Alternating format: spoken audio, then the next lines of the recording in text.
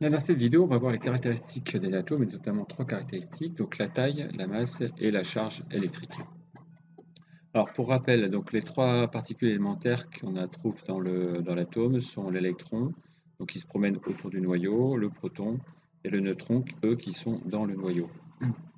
Chacun a des dimensions, des masses et des charges qui lui sont caractéristiques.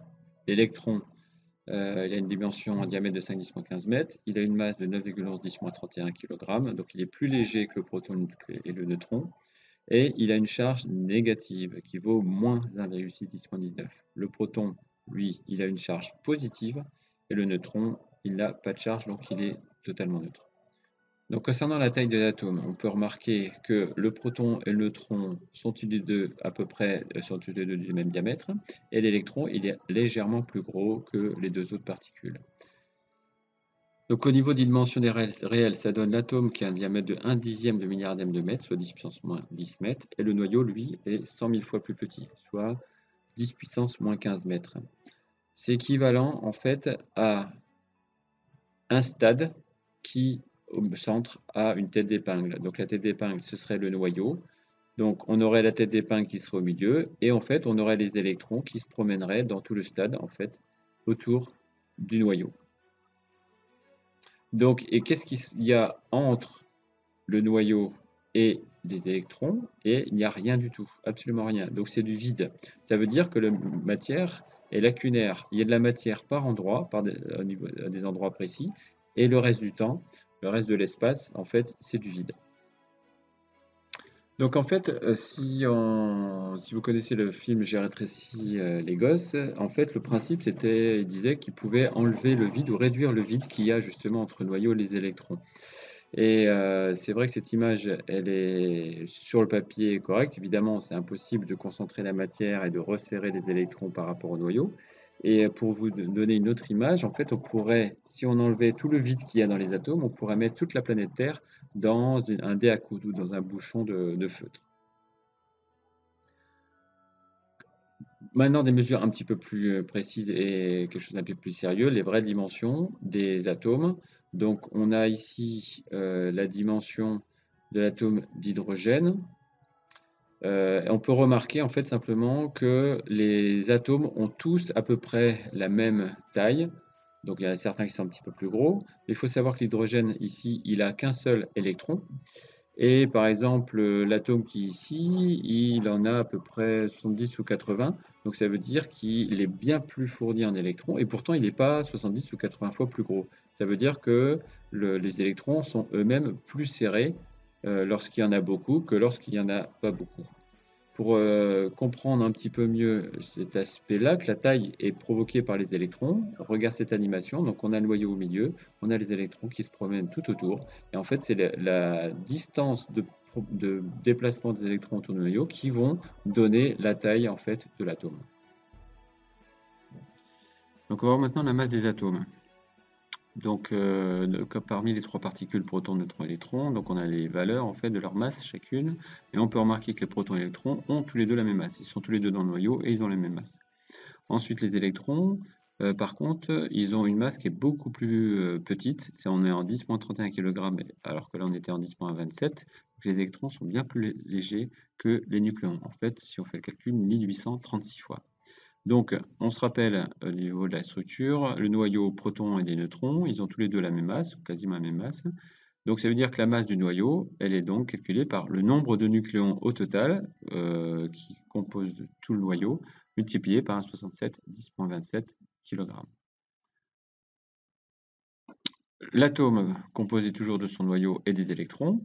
Donc, si on veut la masse de l'atome en global, il faudrait compter les électrons. Mais ils sont bien plus légers, on a dit tout à l'heure, que les nucléons, et donc ils ont peu d'influence sur la masse. Donc, d'une manière rigoureuse, la masse d'un atome, c'est égal à la masse du noyau plus la masse du nuage. Et en fin de compte, finalement, la masse du nuage électronique, on peut la négliger totalement, et ce qui fait que la masse de l'atome est quasiment égale à la masse du noyau. Donc la masse de l'atome est en fait concentrée dans le noyau.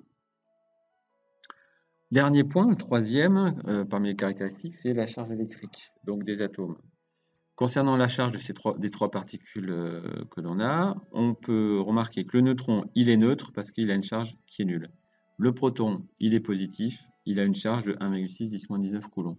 L'électron est négatif, il a une charge de moins 1,6 10-19 coulombs. Partant de là, donc on peut avoir la charge, on sait que le noyau qui contient les protons est donc positif, et en fait le nuage électronique qui contient tous les électrons est donc négatif. Donc on peut faire des tailles, utiliser voir ce qui concerne le noyau atomique. Il ne contient que des protons positifs. Si jamais il y a 3 protons, dans ce cas-là, la charge du noyau sera 3 fois la charge d'un proton, 1,6 10-19. Concernant le nuage, alors dans un atome, on sait qu'il y a autant d'électrons que de protons. Donc s'il y avait dans notre exemple 3 protons dans le noyau, dans le nuage, il y aura 3 électrons. Donc ce qui fait que la charge du nuage sera 3 fois moins 1,6 fois 10 puissance moins 19 coulombs. Et si je fais l'ensemble de tout ça, on additionne la charge, les charges qu'il y a dans l'atome, donc la charge du noyau et du nuage, donc on obtient 3 fois 1,6 10 19 plus 3 fois moins 1,6 10 19, ça va faire 0. Donc ce qui fait que la charge est nulle, donc on dit que l'atome est neutre. Donc maintenant on va voir les charges électriques dans les ions. Alors un ion, c'est la même structure qu'un atome, donc un noyau atomique et des électrons. Donc le noyau atomique contient des protons positifs. Donc toujours, s'il y a 3 protons, on va avoir la charge du noyau qui est 3 fois 1,6 10-19. Mais la différence entre un ion et un atome, c'est que le nombre dans un ion, le nuage électronique ne contient pas autant d'électrons que de protons. Donc c'est-à-dire, par exemple, il va en prendre 4. Ce qui fait que la charge du noyau va être 4 fois moins 1,6 10-19, puisqu'il y a 4 électrons. Et du coup, globalement, quand on additionne les charges de l'ion, on va avoir la charge du noyau qui est ici, plus la charge du nuage qui est ici. Mais là, comme il n'y a pas le même nombre, il ne va pas y avoir nullité du résultat. Donc on va avoir ici, par exemple, 1,6 10-19. D'ailleurs, c'est moins 1,6 10-19. Donc là, on aura affaire à un ion qui est négatif. En tout cas, la charge de l'ion n'est pas nulle. L'ion est donc chargé, soit négativement, soit positivement. Ça dépend si ce sont les protons qui sont plus nombreux ou alors les électrons qui sont plus nombreux. Donc, bilan. La charge d'un atome ou d'un ion, c'est égal à la charge d'un noyau plus la charge du nuage. On additionne la charge des deux parties. Dans un atome, il y a autant de protons que d'électrons, donc la charge va être nulle. L'atome, il va être neutre. Lorsqu'on a un cation, il y a plus de protons dans le noyau que d'électrons dans le nuage. Donc c'est les protons qui sont en surnombre, ils gagnent, et donc la charge est positive. Pour un anion, il y a moins de protons que d'électrons. Donc ce sont les électrons qui sont plus nombreux, c'est eux qui imposent leur charge. Donc la charge globale de l'anion va être négative. Voilà, j'espère que cette vidéo vous aura été utile. N'hésitez pas donc à liker et partager. Merci.